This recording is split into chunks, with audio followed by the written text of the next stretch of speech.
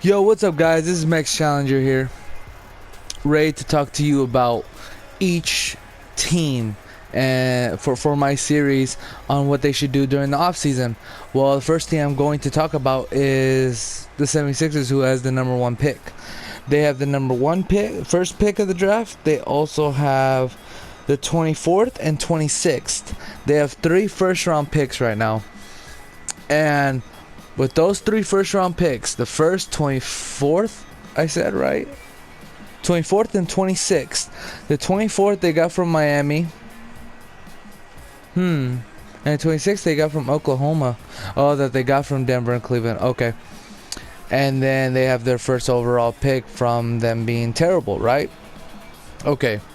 So, supposedly they're going to go for Ben Simmons, right? Honestly, I haven't watched college ball in a while. I should be watching it, but I just haven't.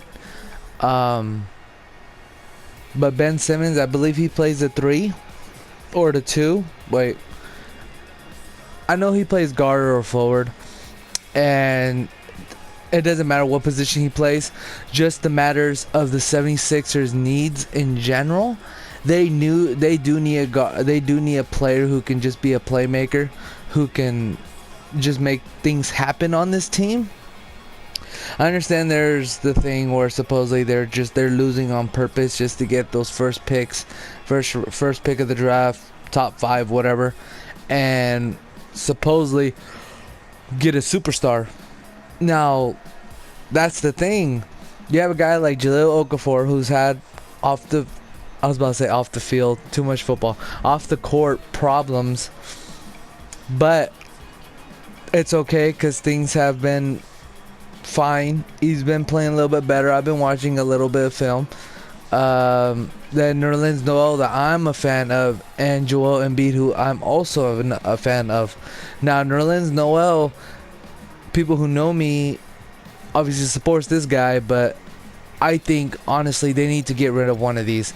Okay, Nerlens Noel, they could put him as they could put Nerlens Noel as the 5, in my opinion, and Jahlil Okafor should play the 4. But for some reason, it's the other way around. Nerlens Noel is a pure center rebounder. That's just how he is. He's a pure. He's the center, right? Jahlil Okafor is a guy who likes to post around and play around the rim. I think he should play as power forward. He's obviously more of an inside. He has more of an inside game compared to Noel. And Joel Embiid, I'm a huge fan of, and I've told people that he could be the next Kareem Abdul-Jabbar. I'm not saying that he's going to be dominant as him, but I'm just saying that the next center that could beautifully score around the rim. That was my opinion, because he has the length. He has, especially the arm length. He has the ability to play at that level, in my opinion, and he hasn't obviously showed it because of injury and so on.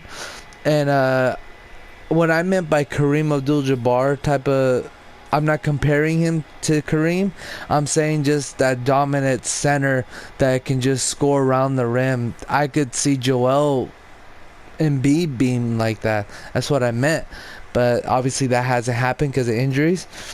But they're going to have to trade one of these. And I mean, there's rumors that Jahlil Okafor could be going to the Celtics. Noel could be going to the Atlanta Hawks. Anything can honestly happen, but they need to trade one of these. Embiid probably won't get traded because he's injured, and I don't believe you can actually trade an injured player.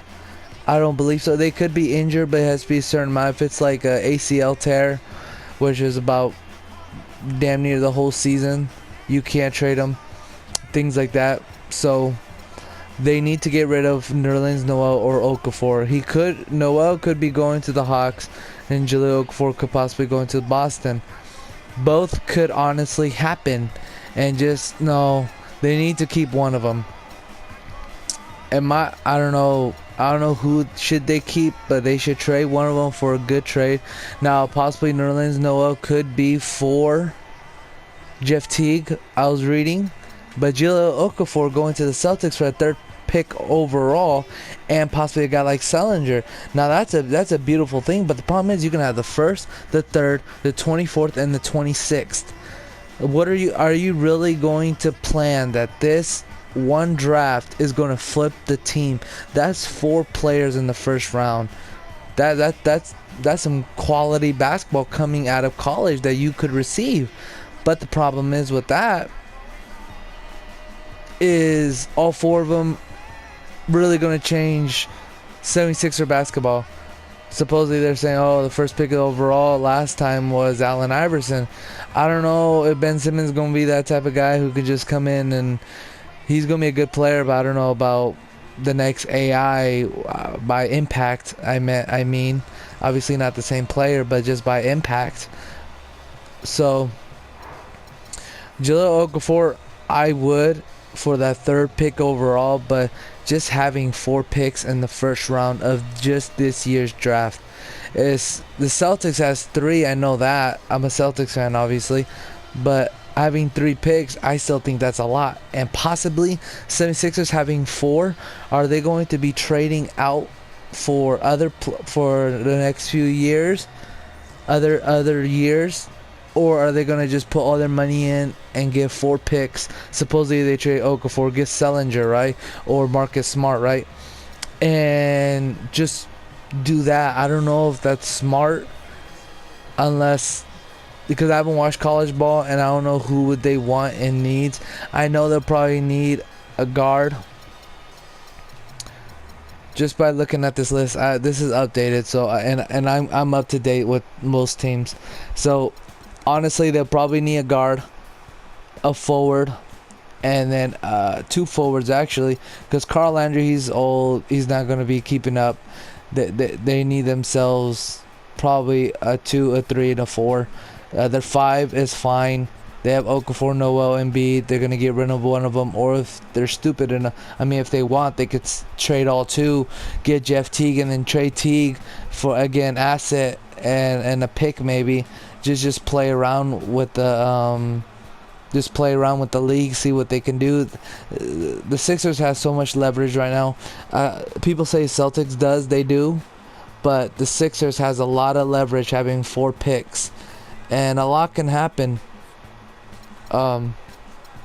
We'll see what happens, but they should seriously consider trying to trade 1 or 2 of those picks. The first pick of the draft they can keep, but the last 2, trade both and get next year's, like trade both and get a first round for next year or the following year. Just spread it out, because having 4 picks instead of possibly having 2 this year, maybe even 2 next year, and maybe 2 the following year, instead of having 4 picks and 1 draft class, that's ridiculous. There hasn't been that great of a draft class in a while, where it's just deep. You know, it's not like football where drafts could go pretty deep, a few rounds. This is basketball. It hasn't been like that in years, where there's honestly about 15-20 players that you can just say that was one hell of a class. It hasn't been like that in a while. Well, from what I know, it hasn't been like that in a while. So we'll see. It's all up to the Sixers management, if I were them.